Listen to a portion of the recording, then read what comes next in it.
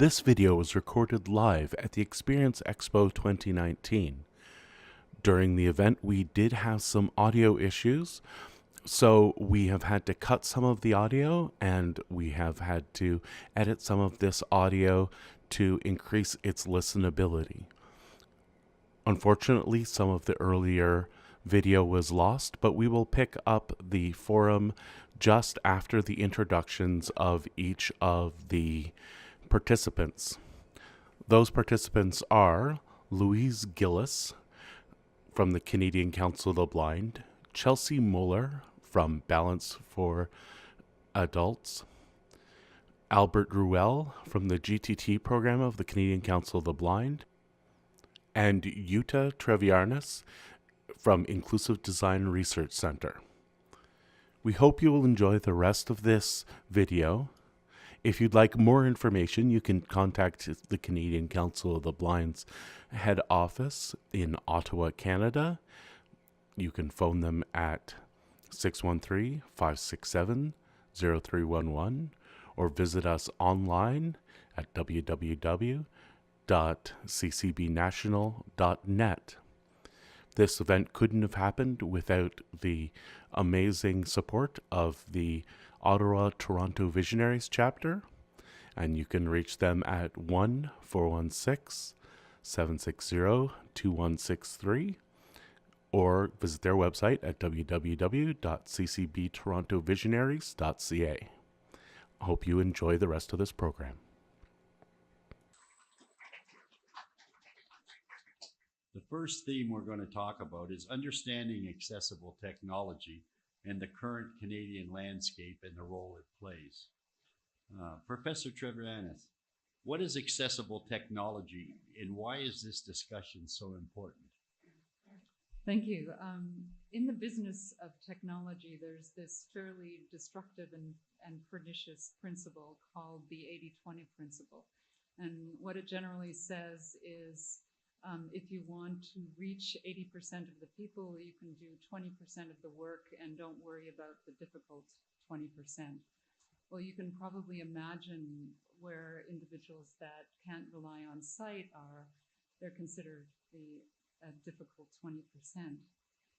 It's the same principle that holds to the easy wins, the low-hanging fruit.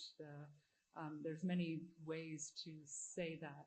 And what has happened is that a lot of the technology that is now permeating almost every part of our life has been designed in such a way that it works for the 80% but doesn't work for the 20%.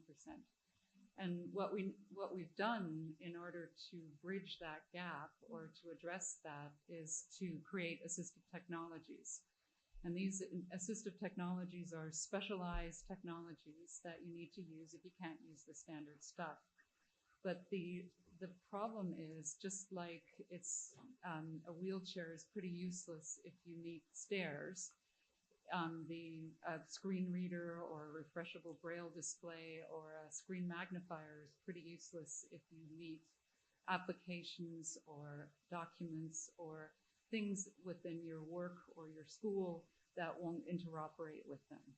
And so the conversation about accessible technology needs to go beyond those specialized technologies that are made for what the general audience calls the difficult 80%. We need to think about the whole technology ecosystem. And one of the things that we've been advocating is that we be able to use what everybody else uses, that we not depend upon a specialized set of technologies, because of course there are cost issues there as well.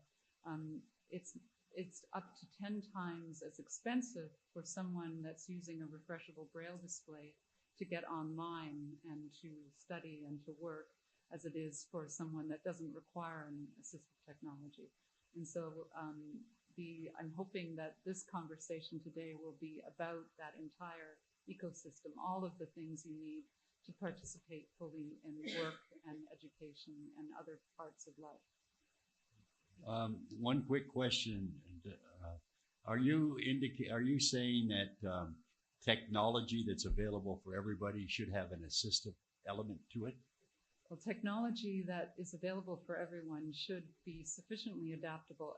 I use the analogy of a wheelchair meeting a set of stairs, and the difficulty with the interoperability or the is where that analogy ends, because one of the things that digital technologies or internet or digital systems and networks is one way in which it's very different, or two ways it's different. There's a positive way and there's a negative way. The positive way is that it can be very adaptable. You can present a different user interface to everyone that encounters it. The way that it differs from the wheelchair and the stairs is that technology is morphing and evolving all the time. All of you who have an app or who have a mobile device or a computer knows that it's constantly updating. And so it's very difficult to retrofit it, and it's difficult to keep the assistive technologies interoperable or working with everything that everybody else is depending upon. So yes, I'm saying that standard technology that everybody uses needs to stretch so that it provides the functions that someone would need that can't use vision. I think that's a very good point. Louise, can you tell me what the main gaps are in assistive technology for Canadians with disabilities, specifically those with vision loss? One of the big things, the technology is there, but oftentimes that technology needs to have more data to run the program. And most telephone data plans that are out there that come with a phone when you get it, for instance, are just 2 gigs. But all of the applications that come too for finding your way around town or finding how to get to a place, identifying objects and all these things can use much more data than what's there. So there's a gap in the equal access to that assistive technology. The other part of the equal access comes from so many programs, or so many provinces, I should say, across Canada do not have any assistance financially to obtain those types of datas and whatever else that you need, or computers or telephones. So it's a very high cost to many people who are on a fixed income or very low income to get the technology that actually is available. So getting assistive technology is major gaps through it. Thank you. Chelsea, what are some of the ways that technology has advanced participation for people with vision loss? One of the key ways that technology has advanced the participation of people with vision loss is access to information. You think about the information as somebody with a retinal dependent, shall we say, somebody with full vision. You're inundated with information all the time.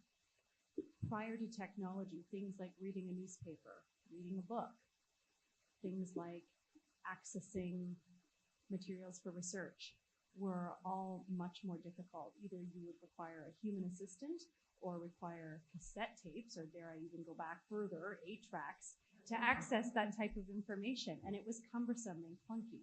Now, with the right type of tools and technology, we can participate fully in accessing things like the newspaper.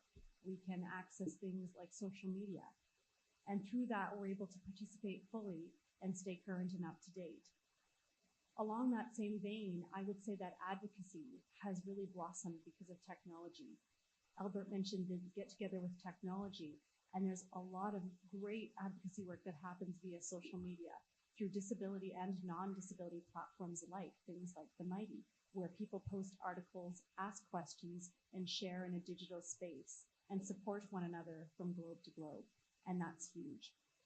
The third way is autonomy and independence. Technology has really come full circle in helping people with vision loss. For example, things like grocery shopping, where you may have had to go into a physical store and require assistance. Now you can choose to still do that, go into a store and use an application on your phone, such as Ira or Seeing AI, or even shop online and have that dignity and independence. Things like banking, you can now do with ease. So technology has really made it so that tasks which we used to require human assistance for, we can now complete independently and with dignity. Thank you. Albert, what are some of the concerns from the vision loss community about the lack of assistive technologies, and where do you see the most room to advance in this area? Thank you, Michael. Boy, I don't know. There's. By the way, saying I don't know from a guy that last year sent me a 3-page essay for the magazine about the top 10 apps, and this year sent me the top 10 fitness apps. I'm sure you can come up with an answer. Well, the top 10 fitness apps came from Corey Stubbe, but I got to tell you that to me, there's an awful lot of accessible technology out there now. Who isn't madly in love with Microsoft Narrator in version 1809? Has anybody tried it yet?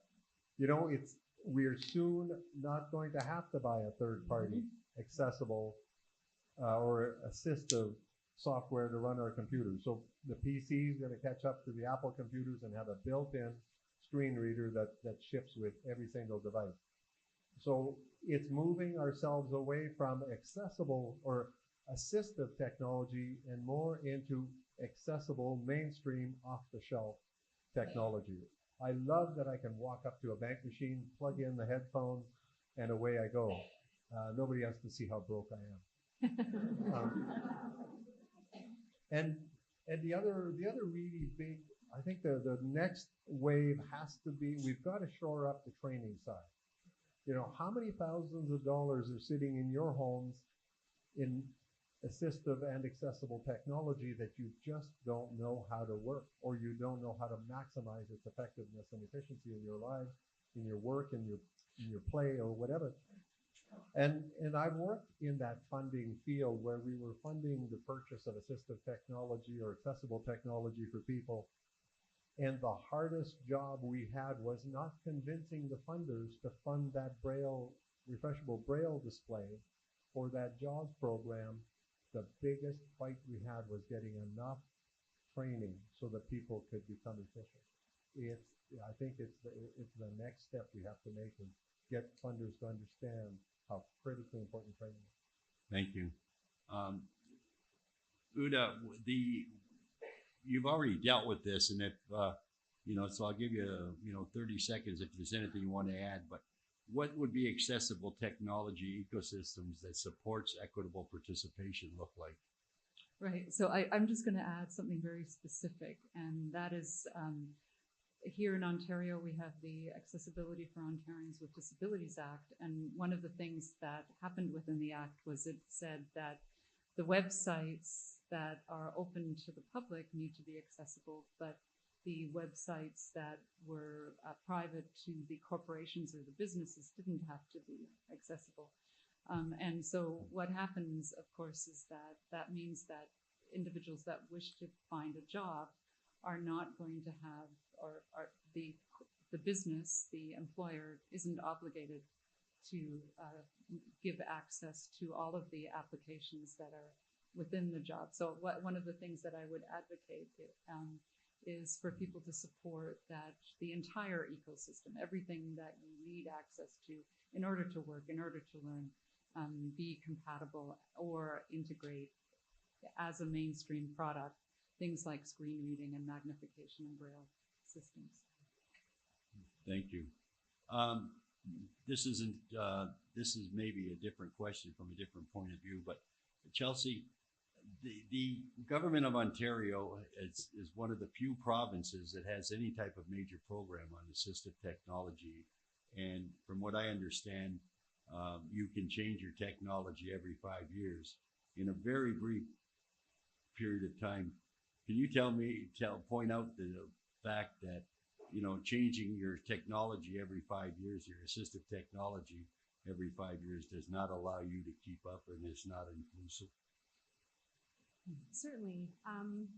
We all know that things are changing constantly. You'll pick up your phone and there's a new version of whatever available Or, oh shoot, now my operating system doesn't work with this new web browser. The problem is we're rapidly changing, and a lot happens in 5 years, a lot happens in 6 months. Part of the other problem is that there's a lot that isn't funded under the Assistive Devices program. There's a lot that is, and I'm very grateful to live in a province where we have that option. But I work every day with people who require applications for their smartphone that aren't funded. Smartphones are not funded. There are types of braille displays not funded. So I think we need to move the needle a little bit past 1992, where it seems to be stuck with the funding model, and bring it up to, I'd even go so far as 2005, like just let's bring it up a little bit and try to get some things funded that are more practical for everyday use. That's a perfect lead into the next section. Driving change in technology and assistive technology. And this goes back to you, Chelsea. What are the barriers to accessing an inclusive education? Well, there are several. I could write a thesis on that. Wait, I did that already. Okay. Barriers. Huge one, again, access to information. Yuta and Albert beautifully pointed out the kind of keeping up piece when the software that we use isn't compatible with the web platforms used.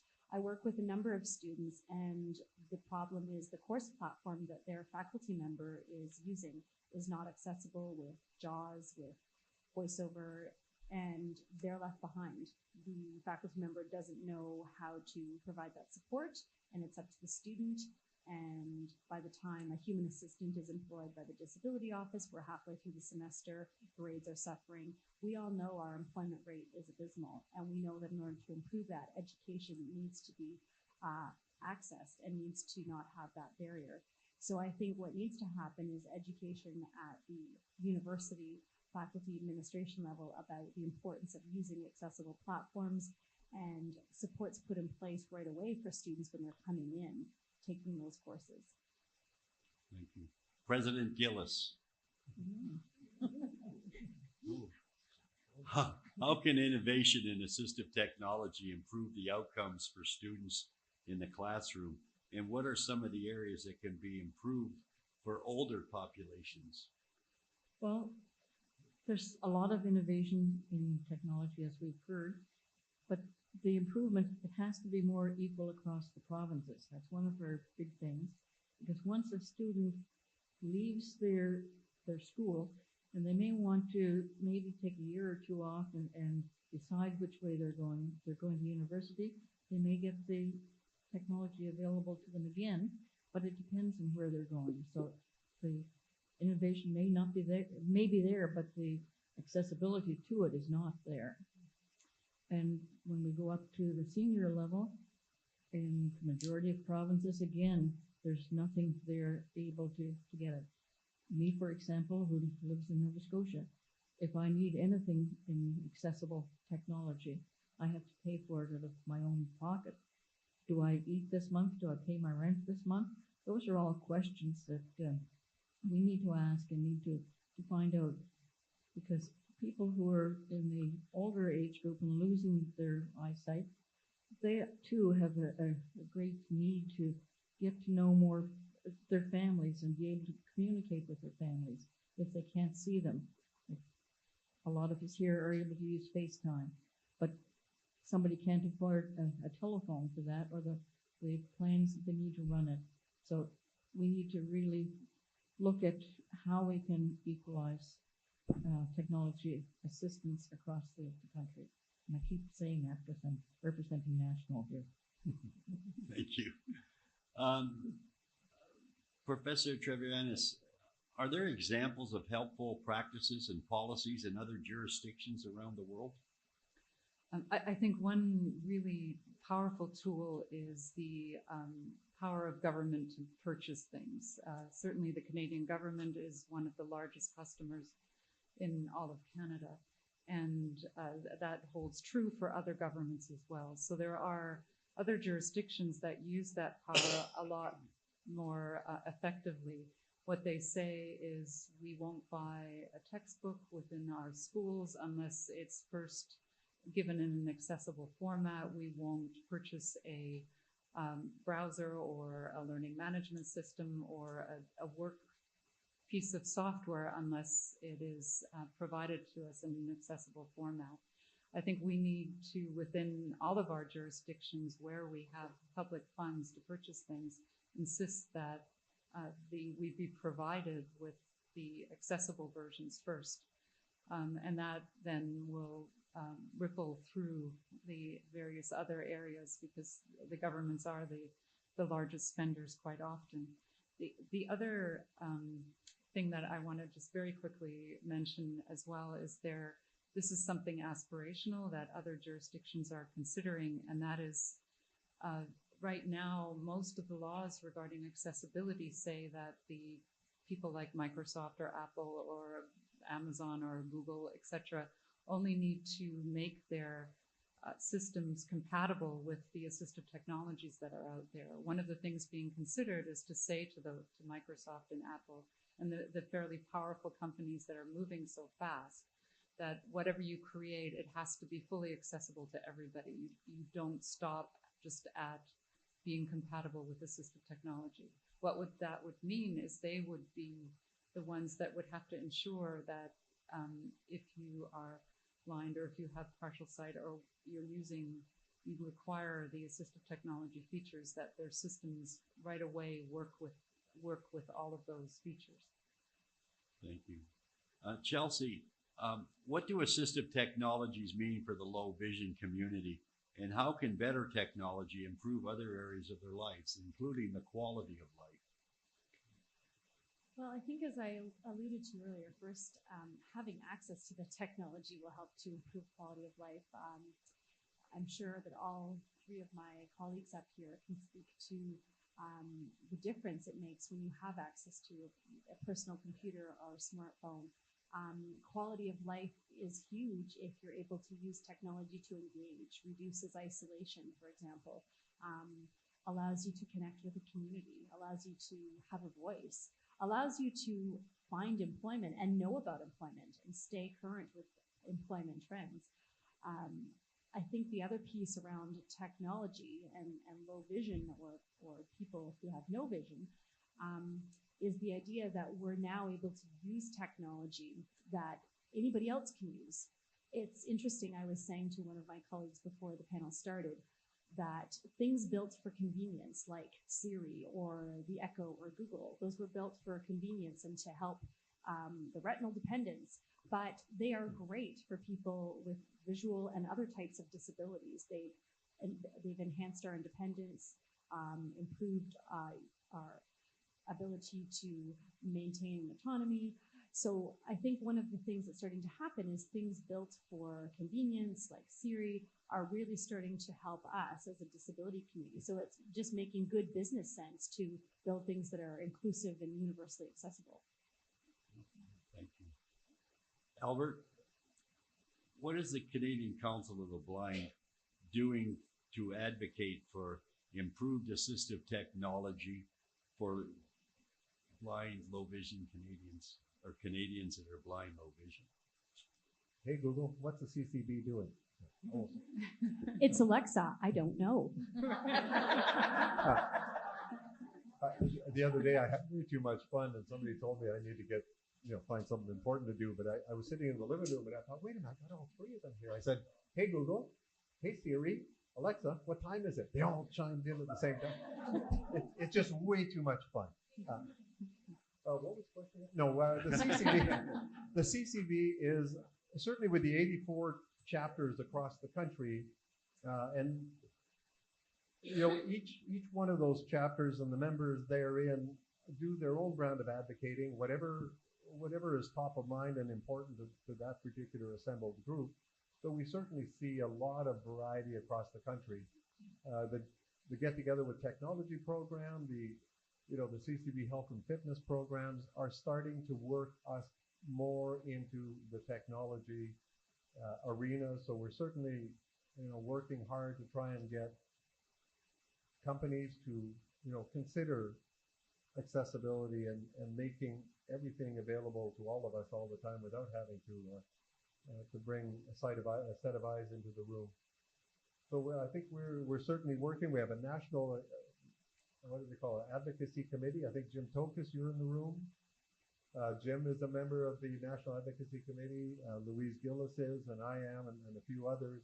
So, we meet monthly trying to work out a way to work together and hopefully work with other organizations to advance the agenda. And I particularly love events like this today, where so many of us came into the room together. We all got to network and, exchange business cards, and we're going to be able to continue that dialogue and continue to push the agenda forward. And of course, all of this legislation that's coming up, we're hoping we'll have something in BC. We certainly are hopeful for the Accessible Canada Act, and we really want you guys in Ontario to lead the way, and let's strengthen this ADA you guys have here. Let's keep working it. We're doing what we can. Very, very briefly, describe, and I mean briefly, you got a minute. Describe for the people here that what happens at the average GTT meeting when you've got a new app, or how the people communicate with each other, and how you're on conference calls and everything. Oh my God, half the room runs out with shaking their hands, scared to death. A few of us, there are those of us who are a little afraid of something new, who are resistant to moving on to the next step. And there's some of us who throw the manual away. And so what I'm trying to do is teach more people to throw away the manual and just go poke the thing around a little bit. But GTTs, we usually start out with a good little demonstration of what the technology is. We run people through the process. We hope that people will bring into the room that device that is confounding them, so that somebody in the room, invariably somebody always has an answer. One of my first, okay, I'm over a minute now. One of my first GTT meetings, actually in Nanaimo, when I first started it up, I started complaining. I never do that, but I did that day. I started complaining about sharing email messages and all that header junk that's at the top, and I couldn't get rid of it all. That's so painstaking. And one of the young fellows in there, he was about 22 years old, and he looked at this old guy and he said, "For God's sake, Albert, don't you know you can just put your cursor at the beginning of what you want to keep and then double tap and hold the delete button, and it just erases everything above it?" So what the heck? I've had this iPhone for 2.5 years and nobody told me that. So, we share an awful lot, and sometimes just express the frustration that you're having, and somebody in the room will have an answer. Hopefully it's not a snarky one. Thank you. Thank you. The future of assistive technology, where's it going? Chelsea, as someone who works with clients to access technology solutions, what do you see in the biggest barrier to clients acquiring technology, and how can we address that barrier? I think, like we've talked about, I think the biggest barrier is cost, and I think we can address it by being here today and doing what we're doing, having these conversations, bringing them forward to all levels of government. I think certainly we can also address it through purchasing power, making willful and educated choices about purchasing things that are universally inclusive and accessible. So being reflective when we are purchasing technology about making sure that this is a piece of technology that is going to be accessible for everyone. Purchasing power is a huge part of it as well. Thank you. Uda, how does inclusively designed technology ecosystem benefit society as a whole? It has huge benefits. One of the things we say as inclusive designers is if you want to design something that's innovative, that's flexible, and that is going to last longer, then invite the people that have difficulty using your current design or that can't use your current design to help you design something, because that's where you'll stretch your design, you'll discover new things. And we actually did a study where we were looking at services and different programs where the designers initially only considered the 80% and left people that required alternative access systems to after the fact. And we compared them with individuals or services that created their design right from the beginning so that it would incorporate everybody's needs. And what we discovered was over a 5-year period, it cost far more to only consider the standard mainstream 80% initially, because what happens is people keep saying, oh, it doesn't work for me. Can you fix this? Can you fix that? Can you fix this? And so it becomes this patchwork that soon ends, and over a 5-year period, it costs a lot more. If you consider everybody right from the beginning in your design, then it may cost a little bit more at the beginning, and it may take a little bit more time for it to be operational.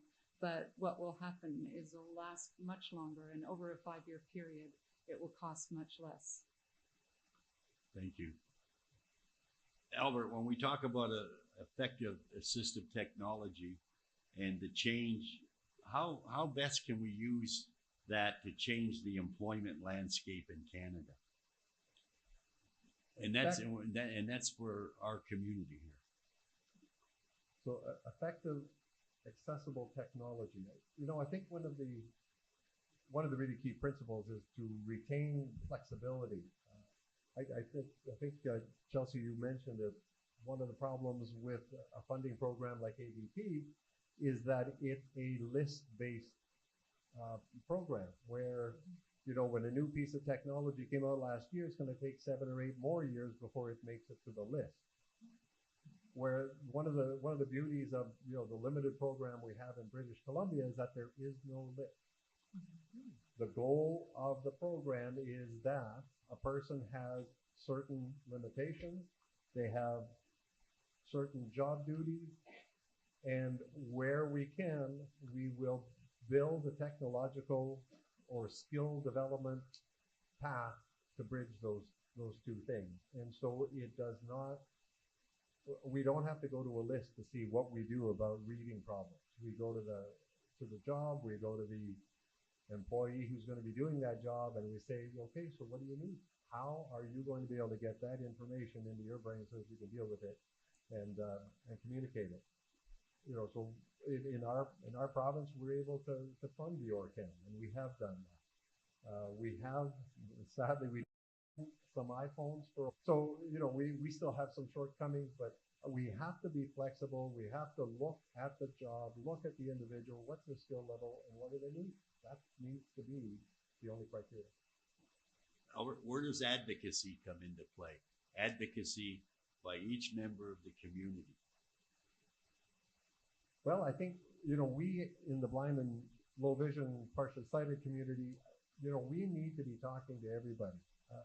I do an awful lot of posting on blind and partially sighted stuff on Facebook and Twitter and the rest, but I also take some of these things, particularly in an advocacy bent, and put it on my own page. Good God, some of my family sure need to hear the story. But, you know, we need to just talk about it. You know, the other night I was listening to a couple on the ferry, and I was sitting there because I always bring my battery pack because I can't afford to be without my iPhone for GPS and the like. And so I got my battery pack all nicely charged up. These two are sitting there, both their phones are dead, and they don't want to talk to each other. Yeah. So I had to loan them my battery pack so they could get a little juice into their devices. We had a great conversation. They understand a whole lot more about vision loss and access and what's possible just because they were there and, you know, we were able to engage. So we just have to engage. We have to keep working it. We have to keep convincing our MLAs and MPPs and the like of the importance of our inclusion in society. Society is a whole lot better with me in it than without. You realize, Albert, that couple's still not talking to each other. Oh, that could be, right? At least their batteries are up. They'll Facebook each other instead. Yeah. Louise, I guess the best way, where, as a member of the blind, low vision community, where do you see the improvements that need to be made? And is there something that you anticipate that's going to be really great and you're excited about? Well, assistive technology of any sort I'd be excited about for all people out there. Where we're going, every day there's some new things coming out, and I think the most thing, and I keep coming back, is to ensure that people can be able to afford what is out there. And I can't stop stressing that because I've worked with so many people over the past number of years that they can't afford. And just as an example, one of our members passed away a few months ago, and he had a screen reader, or not a screen reader, reader that he could put his newspapers and things under. We have a totally blind person who's lead in our curling. She had not ever read a newspaper, but when we gave her this instrument to use, she's reading the newspaper now and is so excited about that, just basically because she couldn't afford to have one before. Everything she had to do in reading print of any sort was somebody else reading to her. So getting that access to equipment, whether it be old or slightly used or brand new, is very important for everybody. And I think that's what I'm excited about is to get more access. Anybody else want to add to that?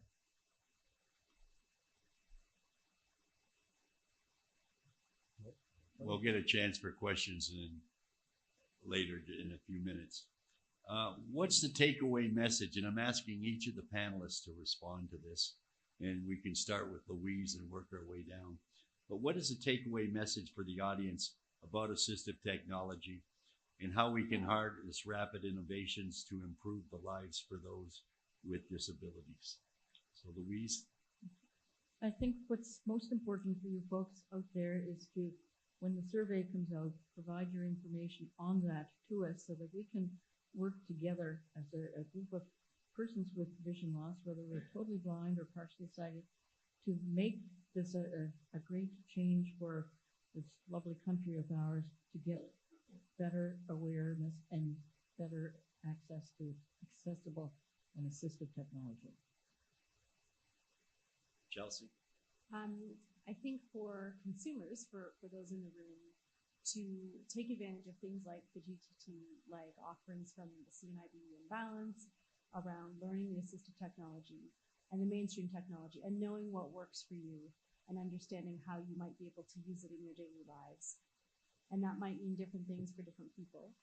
I think for the manufacturers and the producers of technology, my takeaway message would be, let's move to technology for everyone. We're an aging population. We're all getting older. So we're going to acquire more disabilities as we age. Let's just make it accessible to start with. Save the patchwork. Albert? Well, I think let's not be alone.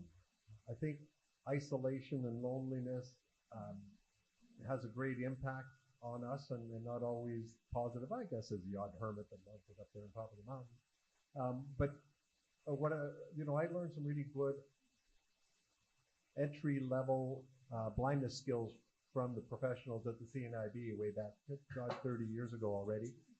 But where I really learned how to be in the blind world, and some of you taught me what I don't want to do, by the way.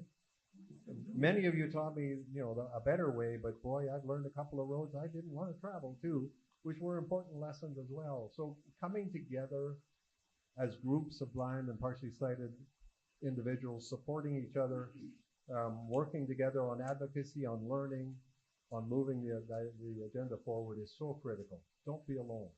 Find a group, find a gang, hang out, and have some fun. Uda? So I'd like to turn the question upside down. Often we ask, what can technology do for someone with a disability? But I think there's another question, what can someone with a disability do for technology? If we look at many of the technologies that are leading the way right now, whether it's text-to-speech, pattern recognition, and name any of them, and they were initially motivated by an attempt by someone that was creative and new technology to address the needs and requirements of someone with a disability. So rather than catching up, I think we need to start to lead and not try to continuously find ways to make things work for us, but rather make things work for us first. And then I think the world will have far less disparity and it'll benefit society as a whole. That's a perfect answer because that's why we're here today. Okay, ladies and gentlemen, you've heard from the panel. Now is the chance for you to ask questions. So everybody's got, how many people have questions? Raise your hands. Okay, let you get the microphone. Softball.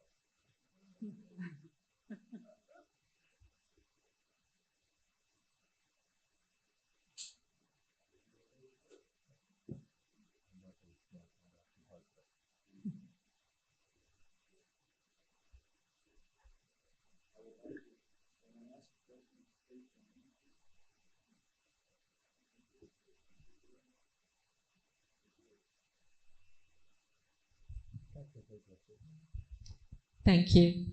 My name is Pina Dentino, and one of the questions that I have, we talked a lot about education, and we talked a lot about, the tools that people should be using or procuring.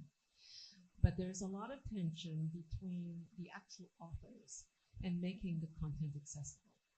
So for those of you who work with academics, I would love to hear how we could better influence authors yet from the very beginning to do and create content in an accessible way. I can. So this is Yuta, and I'd love to respond to that question. What we need to do is we need to make the authoring tool support accessibility so that it automatically either creates an accessible format or prompts you to provide the information that you need. We for those of you who are in the web sphere, we've put so much focus on the web content accessibility guidelines, which is the rules about how you can make the content accessible. We haven't really pushed the authoring tool accessibility guidelines, which tell you how to create an authoring tool or all of the systems that content is created through, so that you automatically have or you are supported in creating accessible content. Yeah.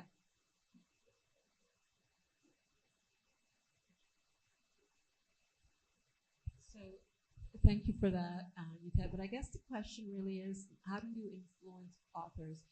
Because one of the things that I think we're challenged with, even if you have authoring tools, there's always this tension about authors don't want their creativity to be compromised, right? They want to have this autonomy to be creative, artistic, and so on and so forth.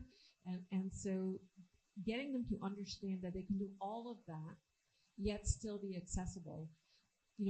I'm curious to know, and this is not just about digital in regard to websites and so on, but it's also about building, houses and building, other things. It's about everything, really. How do you get the people who actually have to start the process to think about inclusion? If I may, Michael. One of the proverbs that I really like, and you use the word involved. How do you get them to understand? I think the Chinese proverb goes something like this: if you tell me, I will likely forget. If you show me, I may remember. But if you involve me, I will understand. And we've got a little bit of a program that we're hoping to get kicked off in BC, where we're going to be bringing together CEOs and executive directors of medium and large corporations. They're going to pay for the privilege to come in the room, by the way. And we're going to put them together with youth out of the Blind Beginnings program that Sean Marcellet runs in the Vancouver area or in British Columbia. And the challenge is that these kids out of this program will learn through involvement with these individuals. They will learn the kinds of skills and, dare I say, behaviors, just the whole how to be in the corporate world or in an office setting. They will learn some of those skills by being in the room with them. And they will also get to teach some of the technology skills. They'll get to teach some of these folks on their own company website where the tripping hazards are. And so through that involvement, we hope that rather than being lectured to, hi, Mike, we have a professor in the room and I just said lecture. No, I don't lecture. So, rather than telling people what's wrong or what doesn't work or what does work, we will involve them so that we can get to that higher level of understanding. And I think we need to do that in all of our groups, right? I really like that in terms of the GPT program. I like to hold my meetings in our area in the library. And we invite the library staff, and they often do come in the room because through their involvement and through their understanding, they can then build better programs, more inclusive programs. It's called the virtuous cycle of participation. The more we engage as many people as possible, and the more we make it possible to engage as many people as possible, the better. Mm-hmm.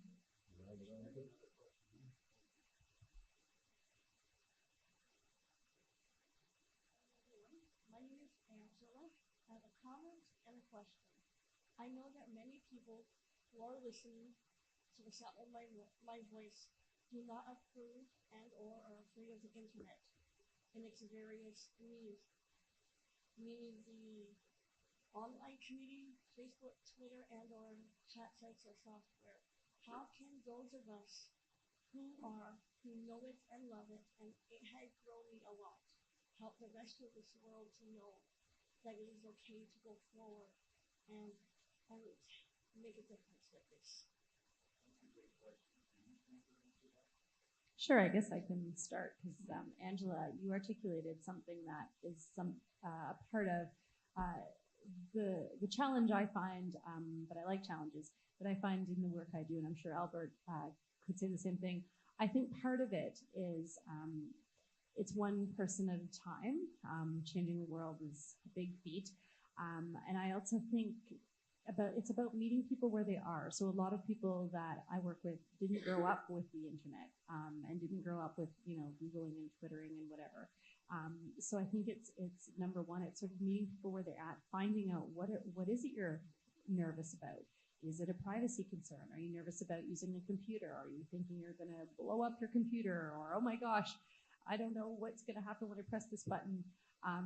So I think being able to meet people where they're at, find out what the concerns are, address those concerns. And I think the other thing is, again, like we just said, involving people in the process. I mean, me sitting with a client and telling them how great, Facebook is probably not going to be helpful, but maybe showing them, working with them together to say, hey, here's how you can send a voice message to your family in China. And isn't that cool? And then I have seen the excitement when that happens, when you work with someone slowly and build that up and they're able to kind of really connect. Wow. Mm-hmm.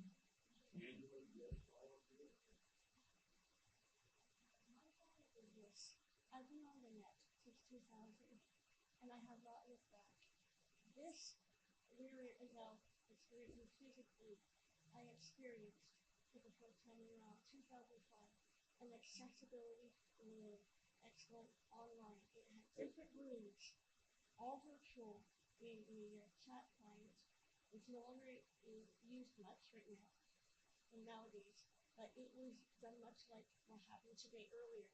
Let's make it happen again. Someone can take that. Because I think people would really love that.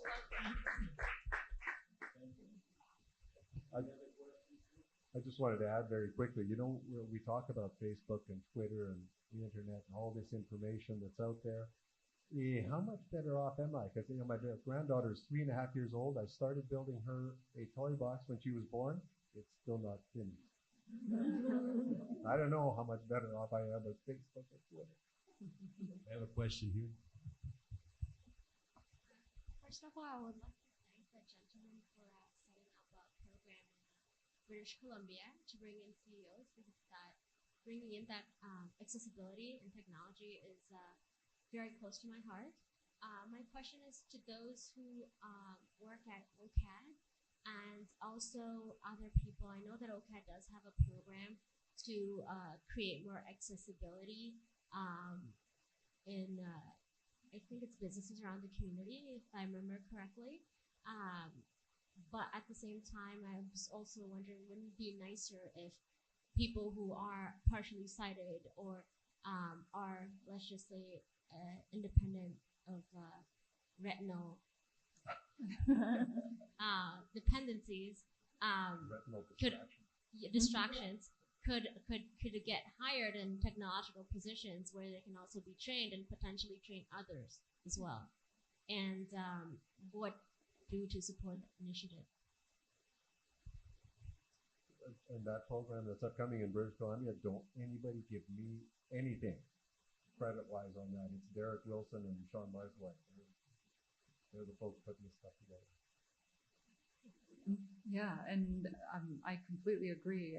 What we certainly we do have individuals that are using screen readers and various other assistive technologies working within this, and that has been very, very helpful.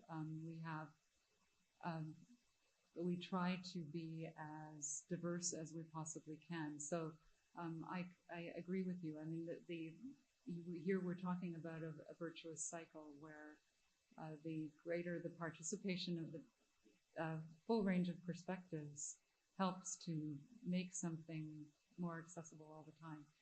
I think you may have been talking about our Big Idea project, which is a project where a group of individuals, including individuals who experience barriers, go from business to business, and many of them are high school students, and they are amazing. I mean, the next generation, I think, is the group that can spread this message as far as they possibly can, because they broach no excuse. They go up to a business and say, not why are you not accessible or anything. It's basically, when are you going to do this, assuming that they are going to make the business accessible. And it certainly does help when it's individuals that actually have lived experience of the barriers.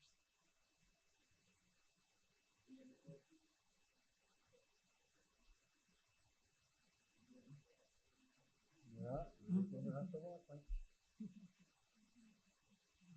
Thank you very much.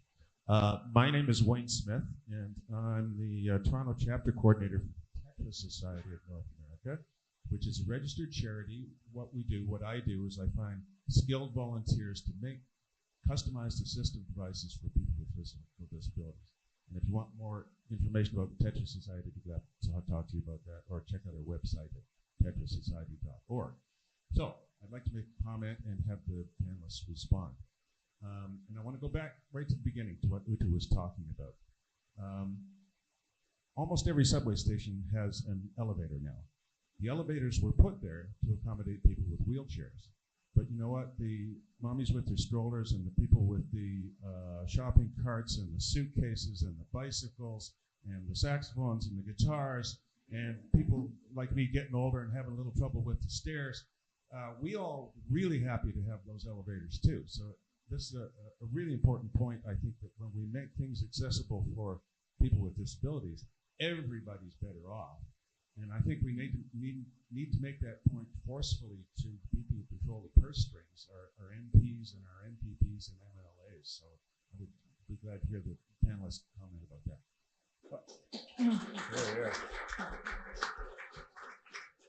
If I may, Michael, I work on the accessibility committee in Parksville, and whenever the city engineer starts to talk about how expensive retrofits and the like are, I said, you know, that I don't need any of these streetlights. You could save a lot of money by take them out. All these people that got all this money tied up in front porch lights, just remove that stuff. Look at all the money you'd save just to make this other thing a little bit more. So there's always a way. We can always, cut back somewhere. Why do we always cut back on accessibility? I don't know. Louise here. Just wanted to make a comment. It's nothing about me without me.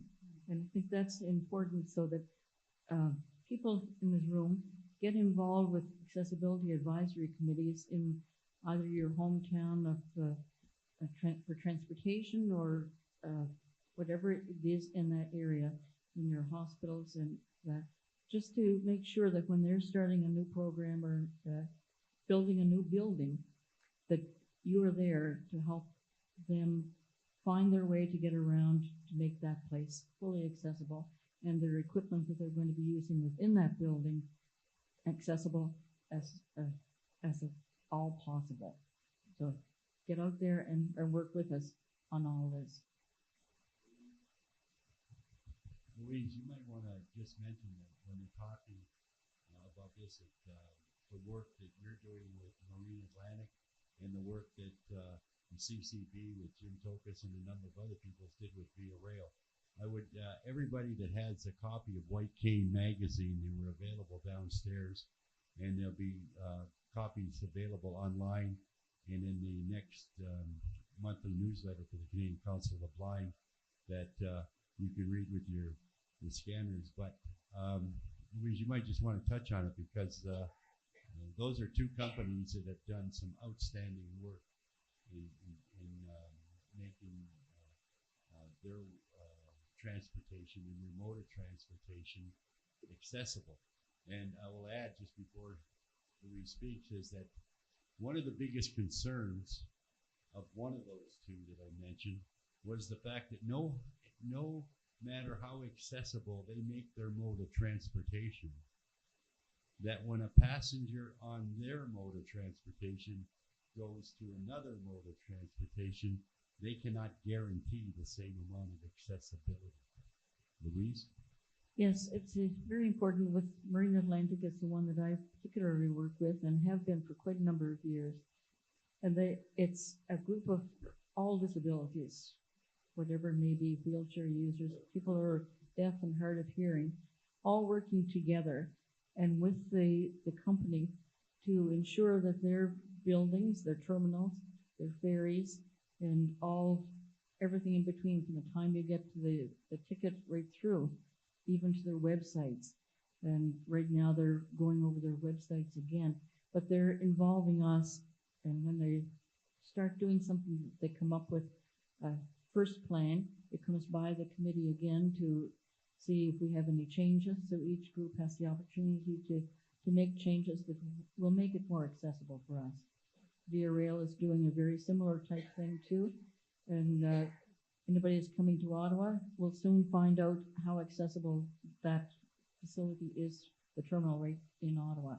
It's going to be the leading ones for all of Canada and for the world, in fact, because many train stations in other parts of the country are not accessible. And this is, Via Rail is really taking the lead to make that fully accessible for all disabilities, not only vision loss. Louise, the interesting thing is that the people from the Canadian Council of the Blind worked with Via Rail over the last year in making the Ottawa station accessible. But not only that, Jim Tokus, Vice President of the Canadian Council of the Blind, and a group of 7 or 8 people and other people with disabilities work to guarantee that the new trains coming in the Quebec corridor in 2022 are all accessible for all disabilities. Is there any other questions? Mike? Road. First, a comment to say thank you to CNIB for helping me out with the desktop reader. That's how I read a book. That's how I read a document. That's how I read my daughter's words to me. Thank you very much.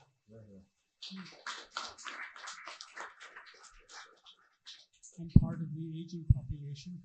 I'm a glaucoma patient and I have impaired vision.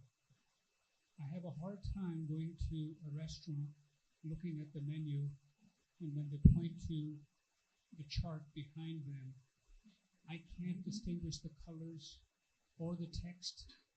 Going to a restaurant for dinner is out of the question. I have to find someone to read the menu. When I'm lost for directions at the subway, they point me to a map that I cannot read.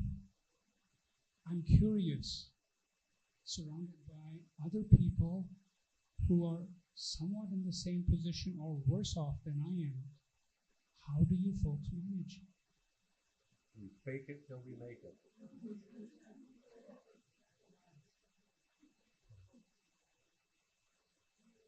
I guess one of the quick ways, it is a bit sad. We have to constantly educate folks. We have to help them understand what we need and how we need to be helped. You know, I certainly yank my arm out of people's hands when they decide that they're going to guide me, and I'll show them. You know, I'll always say, you know, let me show you how you can guide me to that place, and I'll take their elbow. You know, we're going to meet all kinds of folks, and let's face it, folks, we do it too. But when we don't know what to do, we do nothing. We fall back on those age-old things. I point and shoot too. Oops. Yeah, and so, you know, we have to be understanding. We have to help them to better understand. I mean, certainly there are other technologies out there. If you use a smartphone, that certainly free services like Be My Eyes, where you can point your camera at something and get people to help you out. I like some of the stuff like Orcam, a head-borne camera. You point it at something and it'll read the sign. You know, but come together with groups of other blind people, not just to complain about all of the inadequacies and inequalities out there, but come together with a view to seeking solutions. Find a way, because sometimes you know what, I find that if I react negatively to somebody who's trying to help me the best way they can, even though they don't know yet, it maybe means I haven't finished teaching them yet. One last question.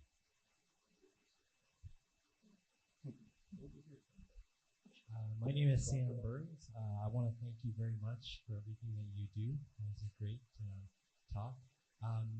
So I'm one of those CEOs, and you're right, it is a privilege. The Canadian Council of the Blind has helped me immensely in our company. And just to be clear for other CEOs in the room, you guys are the ones doing us the favor, not the other way around. For us, the most important thing is having a client with a problem, because without that, we don't exist. And for us to understand that problem, when people like you share that with us, that's the most valuable thing. Because without you, we're just stuck in this glass tower trying to imagine what the problems are and what the requirements could be.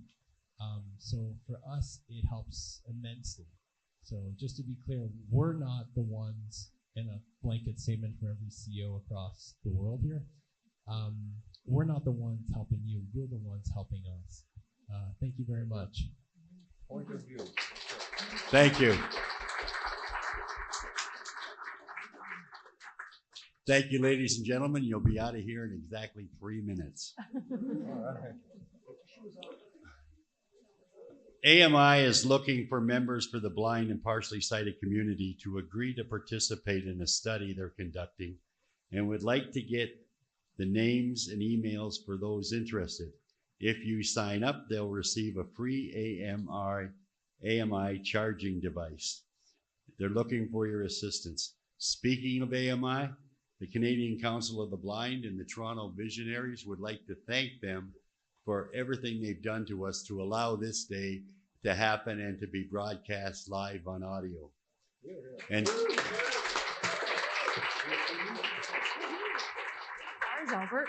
And finally, I would like to thank our panel: Louise Gillis, Chelsea Mower, Albert Ruel, and Una Treviranus.